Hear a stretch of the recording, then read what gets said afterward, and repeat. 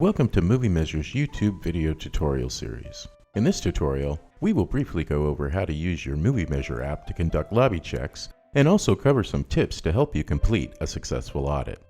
Before we begin, let's talk about connectivity. Because many theaters do not have reliable Wi-Fi service throughout the building, it's important to be prepared to use your backup paperwork or some kind of note-taking app in your smartphone for listing the material types, movie titles, and material locations in your theater. Prior to starting your lobby check, you should review your full lobby user guide. Here you can find more detailed instructions on using the app when conducting your audit. You can find this guide in the confirmation email you received from assignments@moviemeasure.com.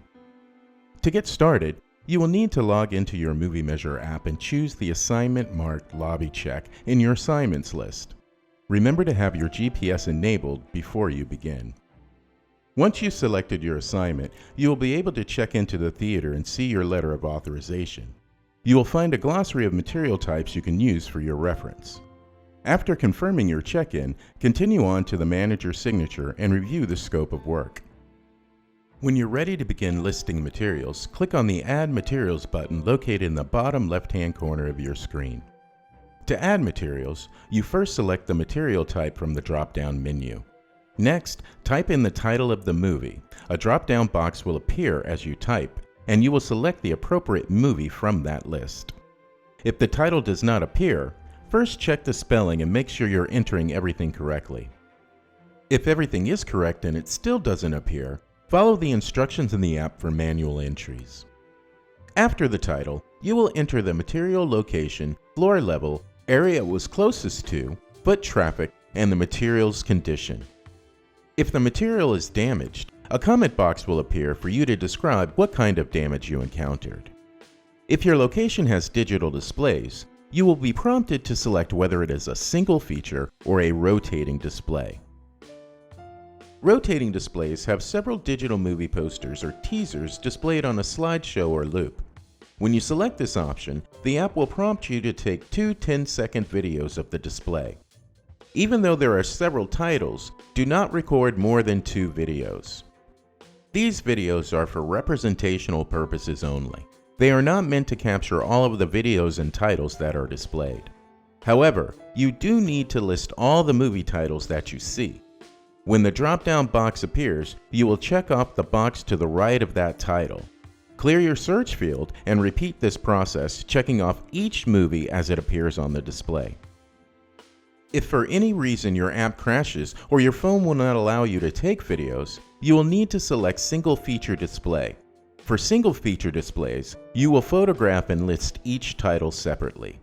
Also, remember all the photos and videos you take in the app autosave on your camera roll. So in the unlikely event your app does crash or you experience a loss of service, your assignment photos and videos should always be accessible. Once you have captured all the movie promotional materials in every area of your theater, follow the prompts in the app to submit your data. An important thing to remember is it may take several moments for the data to upload, especially if your location has several materials. Also, when it comes to submitting your lobby, it's best to do this in a place where the theater has a strong Wi-Fi or cellular connection. But remember, if you run into any issues, you can always reach out to our support line for help. The next thing we'll look at is material types. While some material types may seem obvious, in reality, they can cause quite a bit of confusion. One of the most confusing is the one-sheet versus the digital one-sheet. One-sheets are probably the most common form of material you will find in a theater. Most one-sheets are in the traditional cases movie theaters have been using for decades, but they can be displayed in many different types of cases. Many of these cases are lit from the inside, or what we call backlit. So the image looks like it's digital, but in reality, these are just one-sheets and should be listed as such.